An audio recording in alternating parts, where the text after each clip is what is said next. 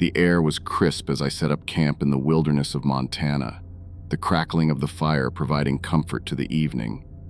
As an avid outdoorsman, I relished the solitude and beauty of nature, but tonight, something felt off. A sense of unease crept over me as I scanned the surrounding forest, the shadows dancing eerily in the flickering firelight. Ignoring my instincts, I shrugged it off as mere jitters, attributing it to the unfamiliarity of the remote location. But as the night deepened, strange noises echoed through the trees, rustling branches and snapping twigs that seemed to draw closer with each passing hour. Sleep eluded me as I lay in my tent, the darkness pressing in around me like a suffocating blanket. Just when I thought it couldn't get any worse, I heard a low, guttural growl just outside my tent, sending a chill down my spine. With trembling hands, I fumbled for my flashlight, heart pounding in my chest as I unzipped the flap and shone the beam into the darkness. What I saw froze me in terror, a pair of glowing eyes staring back at me, gleaming with a primal hunger that sent me scrambling for my pack, adrenaline coursing through my veins as I bolted into the night. Racing through the forest, branches clawing at my skin, I dared not look back, the fear of what lurked behind me driving me onward. The wilderness seemed to stretch on endlessly, the moon casting eerie shadows that seemed to shift and twist with every step. My breath came in ragged gasps, my legs burning with exertion, but still I pushed forward, driven by sheer terror and the desperate need to escape.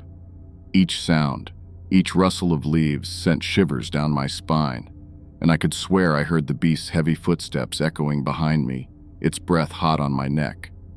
Finally, after what felt like an eternity, I stumbled into a small clearing, the first light of dawn painting the sky in hues of pink and gold. Collapsing to the ground, I gasped for air, my muscles trembling with exhaustion.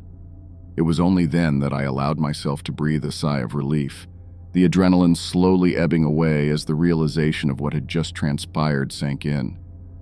As the sun rose higher in the sky, I forced myself to my feet, my body aching with every movement. With shaking hands, I packed up my belongings, my mind still reeling from the night's events. And as I made my way back to civilization, I couldn't shake the feeling that something had been watching me, lurking in the shadows just beyond sight, a chilling thought that would stay with me long after I had left the wilderness behind. For in the heart of Montana's untamed wilderness, danger lurked around every corner, and sometimes the line between reality and nightmare blurred beyond recognition. Camping with Sean had always been an adventure. We'd been buddies since childhood, growing up in the same small town where our summers were filled with endless days of exploring the woods and building forts. As we got older, our love for the outdoors only grew stronger, and every summer we'd pack up our gear and head into the wilderness together, eager to escape the hustle and bustle of city life and reconnect with nature. But this time felt different. As we drove deeper into the heart of the forest, a sense of unease settled over me like a heavy blanket. The trees seemed to close in around us, their branches reaching out like gnarled fingers, and the shadows danced menacingly in the fading light.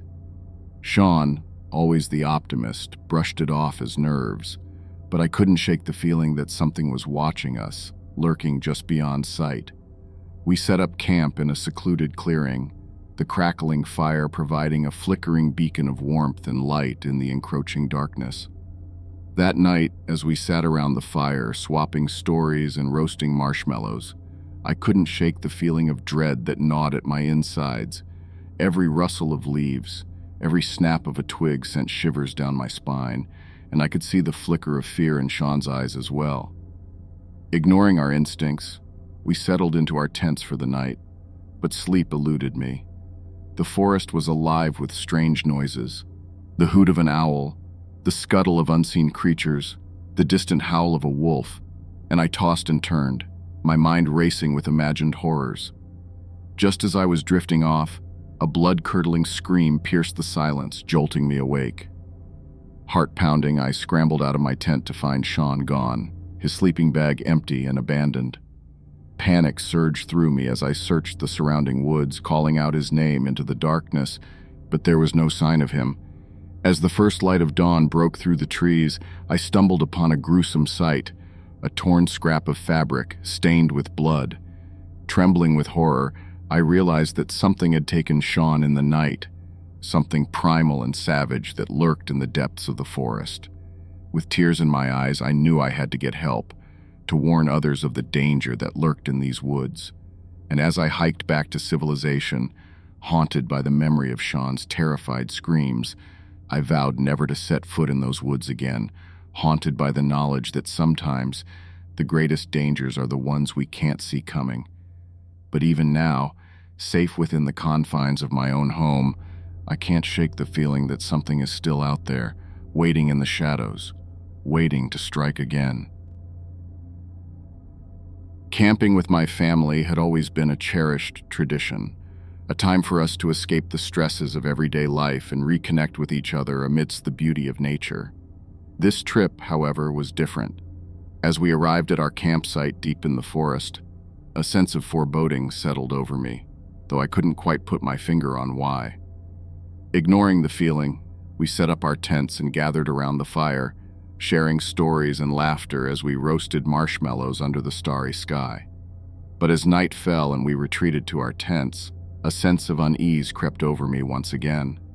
Sleep eluded me, and every rustle of leaves outside seemed to echo like a warning in the darkness. The wind whispered through the trees like a ghostly lament, and the distant hoot of an owl sent shivers down my spine. I couldn't shake the feeling that something was watching us, lurking just beyond the glow of the fire. In the early hours of the morning, I awoke to the sound of my parents' panicked voices. Emerging from my tent, I saw them huddled together, their faces pale with fear.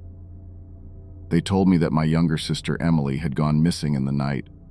My heart lurched with terror as we frantically searched the campsite, calling out her name into the silent forest. But there was no sign of her.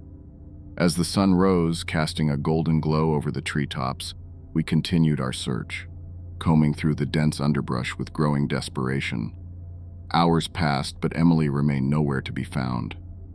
With each passing moment, my fear turned to despair, the realization sinking in that we might never see her again. Just as hope was beginning to fade, a faint cry echoed through the trees. Heart pounding, I followed the sound, pushing through the thick foliage until I stumbled upon a small clearing. There, lying on the ground, was Emily, bruised and trembling but alive. Tears of relief streamed down my cheeks as I gathered her into my arms, overwhelmed with gratitude that she was safe. She told us that she had wandered off in the night, lured by the distant sound of a babbling brook. Lost and disoriented, she had wandered deeper into the forest until she couldn't find her way back. As we made our way back to the campsite, Emily clung to me tightly, her face buried against my shoulder. Though she was safe now, the memory of those harrowing hours would stay with us forever, a reminder of the dangers that lurked in the wilderness and the importance of staying together as a family. And as we packed up our belongings and headed back home, I vowed to never take another camping trip for granted, cherishing each moment with my loved ones as if it were our last. But even now, safe within the confines of my own home, I can't shake the feeling that something is still out there, waiting in the shadows, waiting to strike again.